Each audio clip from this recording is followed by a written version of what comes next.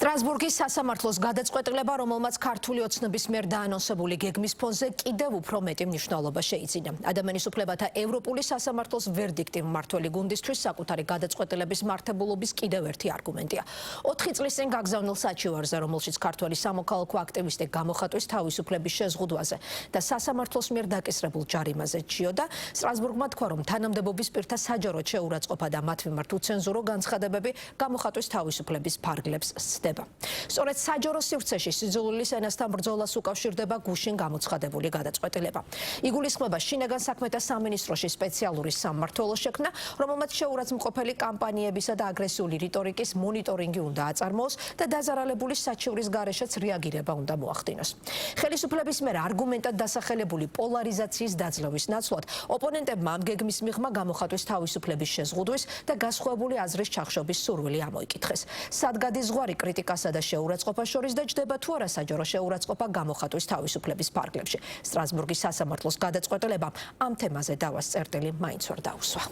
მერიის თანამშრომლები იქნებიან, სამინისტროების თანამშრომლები იქნებიან თუ სუსის თანამშრომლები იქნებიან, ჩაბორული შუშებით რომ გავარდებით ამ ბასლაინში და იქ რომ დადიხართ. აი თქვენი მე აი ესეთი TikTok პლატფორმაზე 2022 წელს გამოქვეყნებული ეს ვიდეო, რომელიც ერთი შეხედვითაც ცდება გამოხატვის თავისუფლების ფარგლებს და ღირსების შემლახავ და შეურაცხმყოფელ ლექსიკას შეიცავს, ერთ-ერთ სამართლებრივ პრეცედენტად შეიძლება იქცეს ქვეყანაში სიძულვილის ენის რეგულირების კონტექსტში. ეროვნული სასამართლოების მიერ 500 ლარით დაჯარიმებული მოქალაქის საქმე სტრასბურგში წავიდა. ევროპულმა სასამართლომ ერთხმად დაადგინა, რომ მომჩივანის განცხადებები არ წარმოადგენდა პოლიტიკურ კრიტიკას ან საზოგადოებრივი ინტერესის საკითხზე აზრის გამოხატვას. სასამართლოს შეფასებით, გამოყენებული ენა მიზნად ისახავდა საჯარო მოხელეების დამცირებასა და შეურაცხყოფას. ადამიანის უფლებათა ევროპულმა სასამართლომ გაიზიარა ქართული სასამართლოების დასაბუთება და აღნიშნა, რომ მათ სწორად გაავლეს ზღვარი მწვავე პოლიტიკურ კრიტიკას და პირადი ხასიათის შეურაცხყოფას შორის.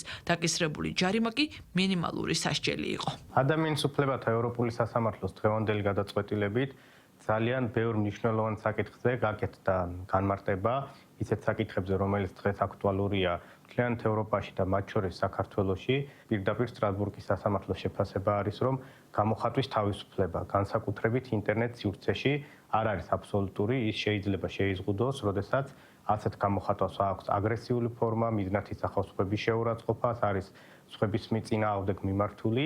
ევროპულმა სასამართლომ მათ შორის გაიზიარა ქართული სასამართლოების შეფასება, რომ ინტერნეტ სივრცე შეეხება სოციალურ მედიას თუ სხვადასხვა ბლოგებს, ამ კონკრეტულ შემთხვევაში საუბარი იყო TikTok-ზე, ის ჩვეულებრივად შეიძლება განხილული იქნას საზოგადოებრივი თავშეყრის ადგილად, სადაც გამოხატული უცენზურო სიტყვები, შეურაცხყოფა, აგრესია ჩვეულებრივად ჩნდება კანონით აკრძალულ ქმედებაში. საქმე მილაძე საქართველოს წინააღმდეგ იუსტიციის სამინისტროს მაგალითად მოყავს როგორც კარგი ილუსტრაცია, როდესაც თანამდებობის პირთა მიმართ საჯაროდ გაკეთებული შეურაცხმყოფელი, დამამცირებელი და უცენზურო განცხადებები გამოხატვის თავისუფლებით დაცულ ფარგლებს სცდება. უკვე მეორე დღეა საქართველოს ხელისუფლება ამტკიცებს, რომ სწორედ საერთაშორისო პრაქტიკის გათვალისწინებით და მაღალი სტანდარტით იხელმძღვანელებს შინაგან საქმეთა სამინისტროში შექმნილი ის სპეციალური დეპარტამენტი, რომელმაც სოციალურ სივრცეში სოციალური კომუნიკაციისას გამოყენებული ენა უნდა გააანალიზოს და სასამართლოსთან ერთად განსაზღვროს, სად გადის ზღვარი კონსტიტუციით დაცულ გამოხატვის თავისუფლებასა და სხვისი პატივისა და ღირსების შემლახავ სიძულვილის ენის შემცველ თუ შუღლის გამაღვივებელ ლექსიკას შორის. მიზანმიმართულად აფინანსებდნენ NGO-ების გავლით საქართველოში სიძულვილის ენის დამკვიდრებას, სიძულვილის გაღვივებას. ამას უნდა დაუპირისპიროთ, რა თქმა უნდა, ჩვენ სამართლებრივი მექანიზმები, ჩვენ გვაქვს ახალი კანონმდებლობა, რომელიც უპირისპირდება სიძულვილის ენას და ბუნებრივია ყოველგვარი ორმაგი სტანდარტის გარეშე უნდა იყოს ამოქმედებული ეს კანონმდებლობა და რა თქმა უნდა, ყველა უნდა ერთად უნდა დავაკვირდეთ იმ პრაქტიკას, რომელიც ჩამოყალიბდება შინაგან საქმეთა სამინისტროში. რა თქმა უნდა, ცალმხრივი არ უნდა იყოს ეს პრაქტიკა. იმისათვის, რომ მთლიანად აღმოიფხვრას სიძულვილის ენა, სიძულვილი ჩვენს საზოგადოებაში, ეს პრაქტიკა უნდა შეეხებოდეს თანაბრად ყველა მხარეს. ამისათვის არსებობს საერთაშორისო სტანდარტები, არსებობს ეროვნული სტანდარტები, აქვს თავისი სტანდარტები გამოხატვის თავისუფლებას. და გარწმუნებთ, რომ სახელმწიფო იმოქმედებს გამოხატვის თავისუფლების საერთაშორისო სტანდარტების შესაბამისად. დანარჩენი ყოველ კონკრეტულ ინდივიდუალურ შემთხვევაში განისაზღვრება. და ზოგადი მიდგომა არის ის, რომ შეურაცხყოფის თავისუფლებას, გამოხატვის თავისუფლებას სხვადასხვა შორის არ მოიცავს. ოპონენტებს შორის არსებული უნდობლობა პოლიტიკურ სპექტრში ისეთ საკითხზეც კი აჩენს ეჭვებს, რაზეც წესით პოლიტგემოვნების მიუხედავად სრულიად საზოგადოება უნდა თანხმდებოდეს. საჯარო სივრცეში შეურაცხყოფა, ცილის წამება, ბილდსიტყვაობა, სიძულვილის ენის გამოყენება, სიტყვისა და გამოხატვის თავისუფლება არ არის. სწორედ ამ უნდობლობის გამო პოლიტიკურ დღის წესრიგში ხელისუფლების მიერ შემოტანილ ინიციატივას ოპოზიცია კრიტიკული აზრის შეზღუდვის მორიგ მცდელობად მიიჩნევს. გენერალი უპირებს ჩვენ თანამოქალაქეებს სტიოს სოციალურ მედიაში ვირა პოსტს დაწერს და ამაზე ციხეში გაუშვათ. ეს არ არის ნორმალური, ეს პირველ რიგში არის სისუსტის ნიშანი და მათ შორის დამოკიდებულება ჩვენი ქვეყნის მიმართ, რომ ივანიშვილი პირდებოდა ჩვენ თანამოქალაქეებს დემოკრატიას, ეკონომიკურ სიმდიდრეს და საბოლოო ჯამში მივიღეთ რეპრესია, ტერორი და აკრძალვა ივანიშვილის კრიტიკის. ეს არ არის ნორმალური. გენერალ კოორდინატორმა მამუკა მდინარაძემ ოფიციალურად ცენზურის სამმართველო დაგვიანონსა, რომლის ერთადერთი ფუნქცია მოქალაქეების კრიტიკისგან და განსხვავებული აზრისგან მაღალ ჩინოსნების და ოცნების წევრების დაცვა იქნება. იმ ადამიანების, რომლებიც ხალხის ბიუჯეტით მდიდრდებიან.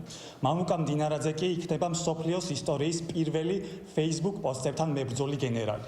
რეალურად ოცნება არამხოლოდ სიძულვილის ენის მთავარი ავტორი, არამედ თავად სიძულვილის და მასობრივი ძალადობის მთავარი ორგანიზატორია. არაერთხელ გვინახავს მათ შორის საქართველოს პარლამენტში კომიტეტებზე, პლენარულ სხდომებზე გინება ფიზიკური დაპირისპირება, ასე რომ ქართული ოცნების მხრიდან მსგავსი ინიციატივები არის უბრალოდ სასაცილო. თავად თუ დაუწევენ ამ სიძულვილის ენის გადმონთხევას და ამ ტემპერატურას, მაშინ შეიძლება კიდევ რაღაცა მინიმალური ელფერი შესძინონ საკუთარ ინიციატივასვე. ხელისუფლება მისდამი სკეპტიკურად განწყობილ მოქალაქეებსაც პირდება, რომ შინაგან საქმეთა სამინისტროს სპეციალური სამმართველოს საქმიანობის მიზანი არაკრიტიკული აზრის შეზღუდვა, არამედ საჯარო სივრცეში სწორი ლექსიკის დამკვიდრება და აგრესიული ენის შემცირებით პოლარიზაციის შემცირება იქნება. ერთია კრიტიკა. კრიტიკა აბსოლუტურად მისაღებია და ეს ჩვეულებრივი დემოკრატიული პროცესების ნაწილია, ხო? გააკრიტიკო ადამიანი, გამოთქვა შენი მოსაზრება, მაგრამ შეურაცხყოფ და არ ვიცი ხა პირდაპირ გინებებზე გადადიან, ხო, ღია სივრცეში, ეს კატეგორიულად მიუღებელია. ეს ყველაფერი უნდა დავასრულოთ. არა აქვს მნიშვნელობა ეს მე ვიქნები, სხვა ხელისუფლების წარმომადგენელი, ოპოზიციის წარმომადგენელი თუ უბრალო რიგითი მოქალაქე. ეს უნდა დავასრულოთ ყველამ, რადგან ჩვენი ქვეყნისთვის, ამ ქვეყნის მომავლისთვის და ერთიანობისთვის არის ძალიან მნიშვნელოვანი. ჩვენ შეიძლება გქონდეს სხვადასხვა პოლიტიკური შეხედულებები და ერთ კონკრეტულ საკითხზე შეიძლება გქონდეს განსხვავებული მოსაზრებები, ვერ თანხმდებოდეთ, მაგრამ ეს ყველაფერი უნდა იყოს ცივილურად მიწოდებული საზოგადოებისთვის, გადმოცემული ნებისმიერი პოლიტიკოსის მხრიდან. ის მოცემულობა, რომლის ტყუილით საზოგადოებისთვის შეთავაზებას ცდილობენ რადიკალები არ არსებობს, არავინ არ ებრძვის სიტყვისა და გამოხატვის თავისუფლებას, არავინ არ ებრძვის აზრს, რომელიც აბსოლუტურად თავისუფლად იყო, არის და იქნება საქართველოში გამოხატული, მაგრამ სიძულვილის ენა მცდელობა საზოგადოების დაყოფის. შეურაცხყოფა, ცილის წამება, შეურაცხყოფით და შეურაცხყოფელი გადაკიდება, რომელსაც ისევე უკვე ითვალისწინებს ქართული მოქმედი კანონმდებლობა, ბუნებრივია, უნდა მოხდეს სახელმწიფოს მხედველობის არეალში და მასზე რა თქმა უნდა საჭიროა შესაბამისი რეაგირება. მართველი გუნდი განმარტავს, რომ სიძულვილის ენის რეგულირება საერთაშორისო პრაქტიკაში ფართოდ გავრცელებულია და ბევრ ევროპულ ქვეყანაში სიტყვისა და გამოხატვის თავისუფლების ჩარჩოებიდან გასვლა სისხლის სამართლის კოდექსითაც კი არის დასჭადი. ამ კუთხით საკმაოდ მკაცრია ბრიტანული, ფრანგული, გერმანული, ესპანური და იტალიური კანონმდებლობები.